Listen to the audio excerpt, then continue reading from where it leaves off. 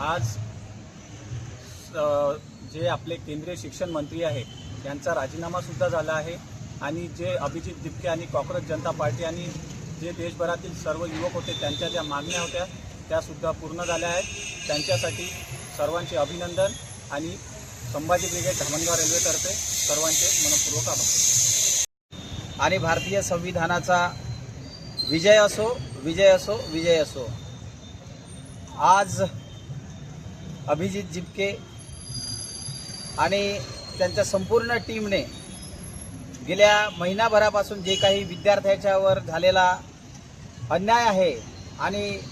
ज्या नीटच्या विद्यार्थ्यांनी आत्महत्या केलेली होती त्यांना न्याय मिळवून देण्यासाठी संवैधानिक आणि लोकशाहीच्या मार्गाने जो काही लढा लढलेला आहे आणि या लढ्याला लोकशाहीच्या आणि संविधानाच्या मार्गाने त्यांनी न्याय मिळवून घेतलेला आहे आणि त्यांच्या ज्या काही प्रमुख मागण्या होत्या त्या प्रमुख मागण्यापैकी केंद्रीय शिक्षण मंत्री यांचा राजीनामा त्यांनी दिलेला आहे आणि खऱ्या अर्थानं या ठिकाणी लोकशाहीचा आणि भारतीय संविधानाचा विजय झालेला आहे। आणि म्हणून या ठिकाणी या प्रसंगी जे काही धामणगावमध्ये त्या घटनेच्या संदर्भानं निषेध मोर्चा आयोजित केलेला होता तो मोर्चा या ठिकाणी स्थगित करण्यात येत असून त्या तारखेला 27 तारखेलाच आपण या ठिकाणी संविधान आणि लोकशाहीच्या गौरवार्थ शिवाजी चौकामध्ये एक सभेचं आयोजन केलेलं आहे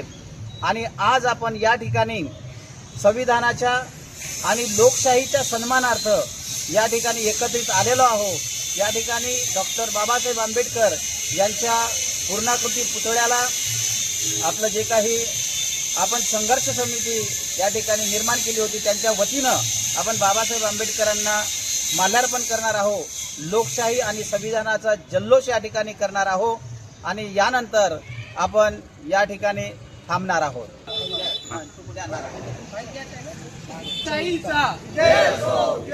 भारतीय लोकशाहीचा भारतीय लोकशाहीचा भारतीय लोकशाहीचा भारतीय संविधानाचा